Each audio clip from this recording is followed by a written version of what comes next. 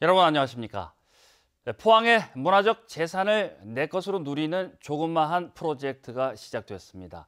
전직 문화부 장관을 죽장 이밤 서원에 초청해 판소리와 시, 문화와 삶을 듣는 인문 행사가 4주 동안 펼쳐집니다. 김기영 기자가 소개해드립니다. 포항의 자랑 죽장면 이밤 서원. 이곳에는 계곡의 비경을 노래한 이밤 별곡이 전해지고 있습니다. 이밤 별곡은 조선 중기 무인이면서 말년에 영천으로 귀향한 가사 문학의 거두 노계 박일로 선생의 작품으로 문화도시로 발돋움하려는 포항에 힘을 불어넣을 모티브로 선택됐습니다. 법정 문화도시 예비 사업의 하나인 신이밤 별곡 프로그램은 지역의 문화예술가가 포항의 문화를 읊고 거기에 화답하는 형식으로 전직 문화부 장관의 강연을 듣는 공연 토크입니다.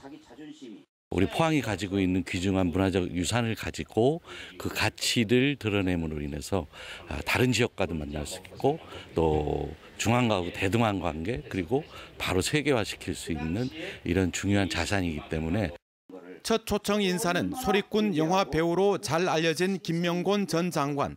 대학에서 독일 문학을 전공했으면서 성악을 공부하고 판소리를 접하게 된 에피소드를 소개하며 우리 가락에 담긴 삶의 미학을 풀어놓았습니다. 아름답지도 않고 거칠고 그리고 무슨 피아노나 오케스트라 반주도 없고 북악 북소리만 둥둥둥 나는데 뭘 소리를 막 이렇게 오랫동안 하는데 저도 모르게 그 소리들이 제 가슴에 들어오기 시작했습니다. 첫 강연인데도 포항이 문화불모지라는 오명을 적극적으로 떨쳐내려는 듯 시민 200여 명이 찾았습니다. 5월 실록과 300년 서원이 어우러진 풍광 아래에서 문화의 정수를 만끽했습니다.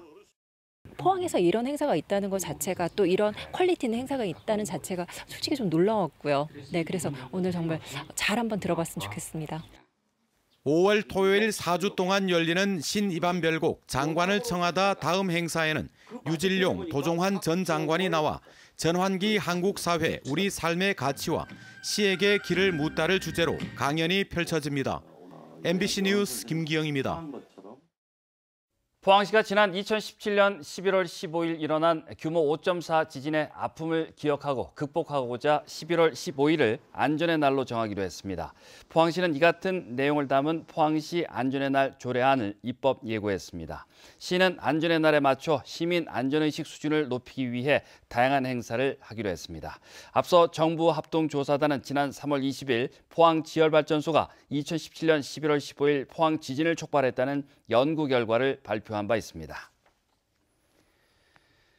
경북도는 미세먼지를 줄이기 위해 오는 12월까지 284억 원을 들여 도시숲 68곳을 만든다고 밝혔습니다. 포항 철강산업단지 주변 미세먼지 차단숲, 경주 황성공원 한중 우호숲, 안동 신도청 천년숲 등이며 전체 면적 41만 제곱미터에 가로수길 길이는 82km에 이릅니다. 국립산림과학원 연구에 따르면 도시숲은 여름 평균 기온을 3에서 7도가량 낮추는 효과가 있는 것으로 나타났습니다. 금징어로 불릴 정도로 어획량이 급감했던 오징어가 다시 동해안의 모습을 드러내고 있습니다. 오징어 체납 어선이 몰려있는 포항 구룡포에선 지난 8일 경매에서 활오징어 3만여 마리가 위판되는 등 동해안에 오징어 어장이 형성되면서 오징어 조업이 활기를 띠고 있습니다. 지난 3월 우리나라 연근의 오징어 생산량은 1,200여 톤으로 지난해 같은 기간에 비해 5배가량 증가했습니다. 경주시는 시가지의 교통 정체 해소를 위해 경주 인터체인지에서 터미널까지 강변도로 개설 공사를 추진합니다. 전체 공사 구간 중 경주시는 지난 1월 황남대교를 준공했고 올해는 2.1km 6차로 도로 개설 공사를 시작해 오는 2021년 준공할 예정입니다. 경주시는 강변로가 완공되면 고속도로 이용 차량 소통이 원활해지고 황리단길과 대릉원 등을 찾는 관광객들의 교통편이 좋아질 것으로 기대하고 있습니다. 이상으로 MBC 뉴스를 마칩니다. 고맙습니다.